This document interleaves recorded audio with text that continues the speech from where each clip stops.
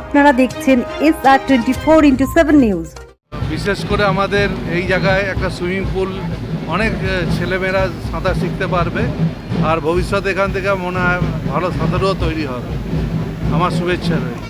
আমি এই ওয়ার্ডের একজন কাউন্সিলর হিসাবে যে আমাদের রাজারহাট গোপালপুর বিধানসভা কেন্দ্রে এবং আমাদের বিধাননগর কর্পোরেশনের উদ্যোগে আজকে একটি অলিম্পিক মানের যে সুইমিং পুল আমরা উদ্বোধন করলেন আমাদের মাননীয় নগরায়ণমন্ত্রী ফিরহাদ হাকিম এবং আমাদের বিধায়ক অদিতি মুন্সি এবং পশ্চিমবঙ্গের মাননীয় মন্ত্রী শ্রী সুজিত বোস এবং বিধায়ক শ্রী তাপস চ্যাটার্জি সহ আমাদের বিধাননগর পৌর নিগমের সমস্ত পৌর প্রতিনিধি এবং সাউথ দমদমের পৌর প্রতিনিধি এবং আমাদের কর্পোরেশনের আধিকারিক সহ আজকের এই বিশাল এরিয়ার যে মানুষ আজকে স্বতঃস্ফূর্তভাবে এই রাজারহাট গোপালপুর সুইমিং পুল হওয়াতে তারা কতটা গর্বিত এবং কতটা আনন্দিত সেইটা আজকে মানুষের উপস্থিতির মধ্যে দিয়ে আমরা উপলব্ধি করতে পারলাম।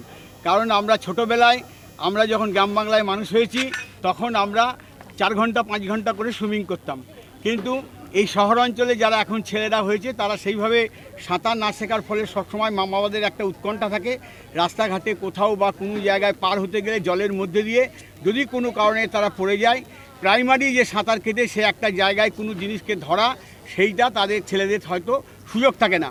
কিন্তু আমাদের বিধায়ক এবং আমাদের আইকন দেবরাজ চক্রবর্তী একটা সুন্দর ব্যবস্থা করেছে আজকের বর্তমান প্রজন্ম যাতে কিছুটা সাঁতার শিখে একটা প্রাথমিক স্টেজে তার যদি কোনো জলের জায়গায় যায় সে যাতে বাঁচতে পারে এবং সাঁতার হচ্ছে একটা সর্ববৃহৎ ব্যায়াম, সেইটার জন্যে আমরা দেবরাজ চক্রবর্তী এবং অদিতি মুন্সিকে অশেষ অশেষ ধন্যবাদ জানাই যে আজকে আমাদের এই বিধাননগর পৌর নিগমের 17 নম্বর ওয়ার্ডে আমার ওয়ার্ডে সুইমিং পুল হলো।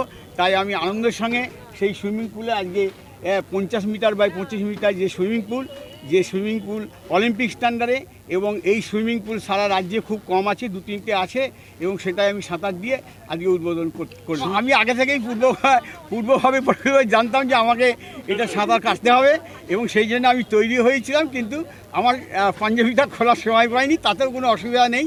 আমরা খুব সুন্দরভাবে সাঁতার কেটে আশা করি আপনারা দেখেছেন যে আমি পার হয়ে গেছি এবং আজকে আপনারা যে আমার এই বাইকটা নিলেন এবং আজকের প্রজন্মের কাছে আমি জানাতে চাই যে সাঁতার একটা জীবনের খুব অপরিহার্য অঙ্গ। এমন কোনো মুহূর্ত আসে যখন একটু সাঁতারের জন্য তার জীবনটা বেঁচে যেতে পারে। তাই সাঁতার আমি সব মা বাবাকেই বলবো যে প্রত্যেক ছেলেকে অবশ্যই আমাদের এই রাজারহাট গোপালপুর বিধানসভা কেন্দ্রে কর্পোরেশনের উদ্যোগে যে সুইমিং পুল হয়েছে খুব স্ট্যান্ডার্ড এবং উন্নত মানের এবং যেখানে স্বাচ্ছন্দ্যে মা বাবা এবং ছেলেপিলেরা আসতে পারবে সুরক্ষিতভাবে আমাদের এই সুইমিং পুলে আপনারা আমাদের ছেলে মেয়েদের ভর্তি করুন। এটা আমাদের কাছে রাজারহাটের নতুন পালক হলো। আমাদের দুটো বিধানসভায় দুটো সুইমিং পুল, এটা একদম কর্পোরেশনের নিজস্ব সুইমিং পুলে রূপান্তরিত হলো। বিধায়ক তার তহবিল থেকে, সাংসদ তার তহবিল থেকে এবং আমাদের এই রাজারহাট গোপালপুরের যত কাউন্সিলর তারা 5 লক্ষ টাকা করে দিয়েছেন। একটা সুন্দর মডেল আশা করা যায় এখান থেকে আগামী দিনে ক্রীড়াবিদ, এবং শুধু তাই না, শুধু ক্রীড়াবিদ না, আজকাল ডাক্তাররা প্রেসক্রিপশানও করছে যে কোনো রোগের ক্ষেত্রে সুইমিং। আমি নিজে একটা সুইমিং চালাই এত বছর ধরে, আমি সাকসেসফুলি, এবং সুইমিং পুল চালাতে গেলে খুব একটা মেনটেন্যান্সের ভালো লোক রাখলে আর যে ধরনের লোকেরা হবে যদি 1000, 1200, 3টে 6টা শিফট করা যায় ভালো করে টাকা, ওটা আমার যেমন কোনো সাবসিডি দিতে হয় না, ভালো করে আসে। যদি ভেতরের দিকে ভালো করে আসে না ভিআইপি রোডে থাকবে, এখানে কোনো রকম করতে হবে না, শুধু পেছনে থাকবে। এবং এটা আমাদের স্বপ্ন, আমার নিজের দেখুন আবেগ। এই জমিটা আমি রাজারহাট পুরসভা থাকাকালীন এই জমিটা তৎকালীন মন্ত্রী সুভাষ চক্রবর্তীর কাছ থেকে 1 টাকার বিনিময়ে নিয়েছিলাম।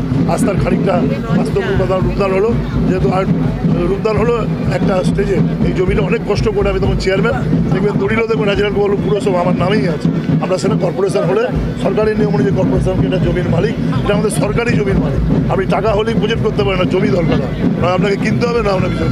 আজকের দিনটা আমাদের কাছে খুব আনন্দের দিন, মানে রাজারহাট মানুষের কাছে খুবই আনন্দের দিন।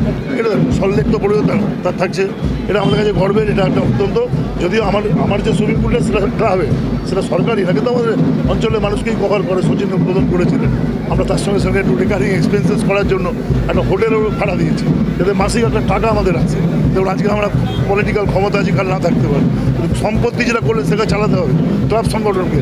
সরকারি ব্যাপারে সরকার চালাবে, কিন্তু বেসরকারি ব্যাপারে এটা আমরা খুব সাকসেসফুল, মানে 1 পয়সা আমাদের সাবসিডি দিতে হয় না।